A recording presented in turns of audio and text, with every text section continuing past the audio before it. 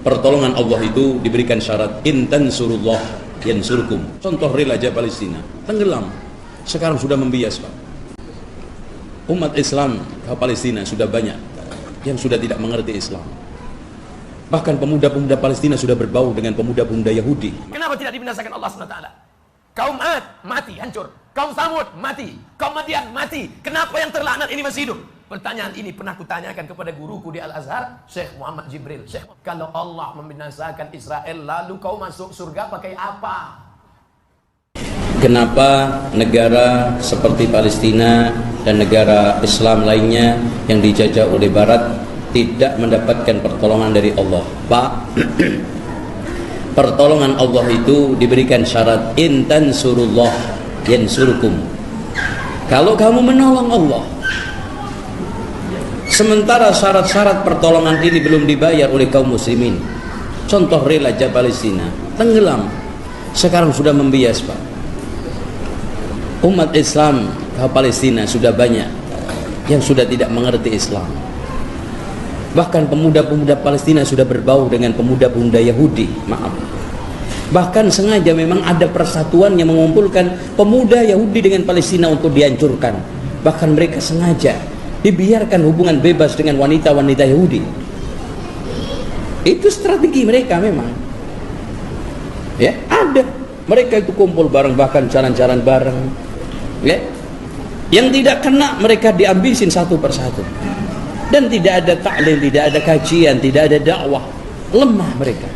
Ekonomi lemah, sosial lemah, politik lemah, agama lemah. In tansurullaha yansur. Saya ingin tanya Ustadz, kenapa Israel tidak dibinasakan seperti kaum yang sudah binasa? Iya juga. Saya berjumpa dengan Syekh Abdus Sattar. Siapa namanya? Abdus Sattar. Syekh Abdus Sattar belajar di Makkah. Nama guru Syekh Abdus Sattar namanya Abdul Karim Al-Maqdisi. Siapa namanya? Abdul Karim Al-Maqdisi. Syekh Abdul Karim Al-Maqdisi menangis di depan Syekh Abdus Sattar, bercerita tentang tentara Israel di kampungnya Palestina mengambil pisau bayonet, mengumpulkan perempuan-perempuan hamil, lalu mereka tebak-tebakan, ini laki-laki apa perempuan? Laki-laki apa perempuan? Laki-laki apa perempuan? Laki-laki apa perempuan? Ditusukkannya, dirobeknya perut umat Islam itu di depan orang. Israel, kenapa tidak dibinasakan Allah dia? Kenapa tidak dimatikan Allah? Menangis Syekh Abdul Karim Al-Maqdisi bercerita kepada Syekh Abdul Sattar. Syekh Abdul Sattar menceritakan itu berlinang air mata. Aku sekarang menceritakan itu kepada kalian dengan berlinang air mata. Kenapa tidak dibinasakan Allah SWT? Kaum Ad mati, hancur. Kaum Samud mati. Kaum Madian mati. Kenapa yang terlaknat ini masih hidup?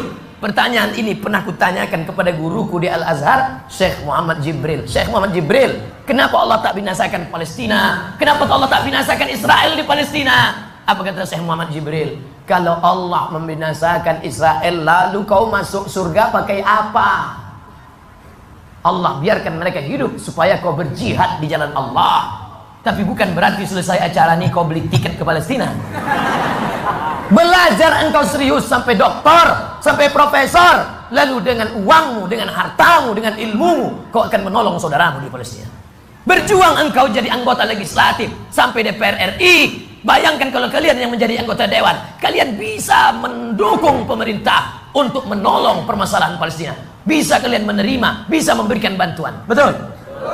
Bukan berarti saya suruh kalian pergi ke sana. Saya tidak setuju anak UIR tiba-tiba besok pergi ke sana.